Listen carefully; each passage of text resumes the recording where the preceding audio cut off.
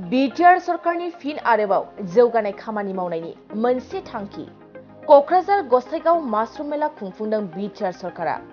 गसाइगाव महकुमानि सिङाव थानाय गान्धीनगर गेवलां गेलेग्रा फोथाराव साननैनि हाबाफारि लानानै बिटिआर सरकारनि बानजायनायाव बड'लेण्ड माशरुम मेला हाबाफारिखौ खुंफुंदों। बे माशरुम मेलानि गेजेरजों बिटिआरनि सिङाव थानाय रायजो राजाफोरनि जौगानायनि थाखाय बड'लेण्ड माशरुम मेला खुंफुंदों होननानै बुंथिदों प्रमद बर' बिथाङा। बे माशरुम मेला खुंफुंनायनि गेजेरजों 10,000 राङै गावनि आखाइजोंनो रांनि चेकबो राननानै होदों प्रमद बर' बिथाङा। लोगोसे मैखुन आबाद मावनायाव गोनांथि जानाय आइजें आइला राननानै होबावदों बिटिआर सरकारा। लोगोसे फैबाय थानाय समाव बिटिआर सरकारा मैखुनखौ गोबां टन दिहुननो हानाय थांखि लाबावदोंखौ फोरमायो बिटिआरनि गाहाय मावफुं सोद्रोमा प्रमद बर' बिथाङा। दानिया फैदो आबुं बाथ्राखौ जोंनि बड'लेण्ड बुब्लि खौरांनि गेजेरजों मा फोरमायदों मिथिनानै लानि। दिनै क'क्राझाराव जोंहा गसाइगावआव सेकेन्ड बड'लेण्ड माशरुम मेला लानाय जादों साननैनि हाबाफारिजों।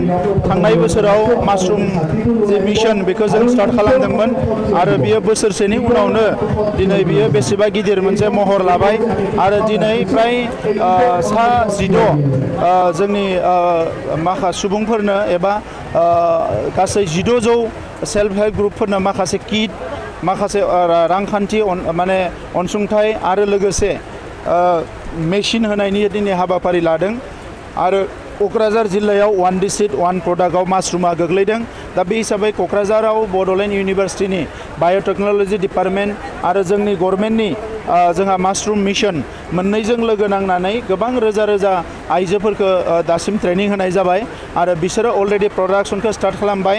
दासिम बड'लेण्डआव 180 मेट्रिक टन माशरुम प्रडाक्शन जायो। दा बेखौ 500 मेट्रिक टनसिम खालामनो थाखाय माखासे प्लेनिं लानाय जादों आरो बेखिनिखौ खालामनो हायोबा रोजा रोजा जोंनि न'खरफ्रा रांखान्थि फारसे गोख्रों जागोन आरो बिनि थाखायनो जोङो माशरुमखौ गोसो होदों। मानोना माशरुमखौ आबाद मावनायाव बारा गोरा नङा, बियो माइ आबाद बायदि हाब्रु दैब्रुनि खोथा गैया। न' मोनसे फिसा बानायनानै बिनि सिङावनो माखासे जिगाबनि गेजेरजों माशरुम आबादखौ खालामनो हायो। दा बेनिखायनो आइजोफ्रा बेखौ जोबोद गोरलैयैनो बे आबादखौ खालामनो हायो। नंखायनो जोङो गोसो होदों बिटिआर सरकारा देग्लाय जोङो 5 कोटि रां माशरुम आबादनि थाखाय होनाय जादों आरो नेक्स्टआव बेखौ बारायनानै 15निफ्राय 20 कोटिसिम बोसोराव होनाय जागोन, जाहाथे रोजा रोजा सुबुंफ्रा आरोबाव बेवहाय मोजाङैनो माशरुम आबादखौ मावनो हायो। सिक्किम दावबायनो थांग्रा दावबायारिफोरनिसिम मोनसे गोजोनथाव खौरां। बर'नि फिसा सिया ब्रह्मनि नाजानायाव सिक्किम दावबायारिफ्रा मोनसिगोन साबसिननिफ्राय हामसिन हस्पिटेलिटी, लोगोसे हादोर आरो गुबुन हादोर दावबायनायनि टुर पेकेज। सिया ब्रह्मआ सिक्किमाव दावबायारिफोरनि थाखाय गोदानै बेखेवदों 3 स्टार आरो 4 स्टार थाखोनि हटेल, लोगोआव दंफायो जानो लोंनो सुबिदा गोनां उदां रेन्जर। बे हटेलावनो मोनबावनो हागोन गोजोनै सम बारहोनो सुइमिं पुल, देहा राफोद खालामनायनि थाखाय जिम गेलेनाय आरो देहा मोदोम नाजानायनि सुबिदा।